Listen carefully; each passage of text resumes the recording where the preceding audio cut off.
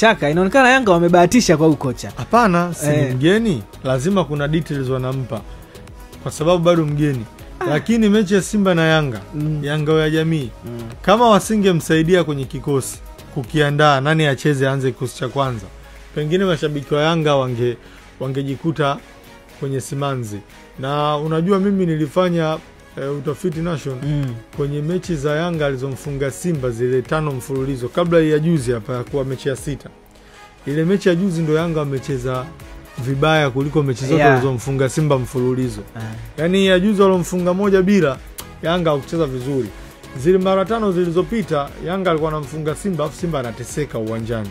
Lakini juzi Yanga akamfunga Simba afu Simba wala hawakuwa wameteseka. Ni kwa sababu ya upya wa mwalimu pia ulikuwa na impact. Watu walibidi wamsaidie, unajua. Kwamba Roman huyu anatakiwa aanze, huyu aanze.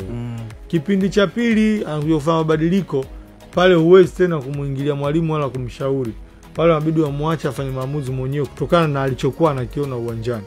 Lakini kwenye mechi ya dabi, kama wasingemsaidia kwenye kuandaa kikosi, nani acheze nani asicheze, basi angekuwa kwenye wakati mgumu sana Romain Folz. Ndio maana nikakwambia siku akutana na timu ikamnyima matokeo, pressure atakayokutana nayo Romain Folz itakuwa ni kubwa sana. Sasa hivi inawezekana ikawa ngumu kwa watu wengi hususan mashabiki wa Yanga kunielewa, lakini bila msaada aliopata Romain Folz kwenye mechi ya Yanga na Simba Yanga ya jamii kwenye kupanga kikosi, basi angeweza kuwa na wakati mgumu sana kwenye ile mechi. Na ule ndio muhimu wa kuwa na wasaidizi wazuri ambao wanaifahamu vizuri timu. Na Young Africans washukuru wana rais kwa sasa kama engineers. Maana yake wao kwa katika kuhusika kwao kumsaidia mwalimu kwenye kuandaa kikosi dhidi ya Simba ndio kilifanya Yanga ikapata matokeo. Mwalimu ana mchango wake, hatuwezi kuupinga.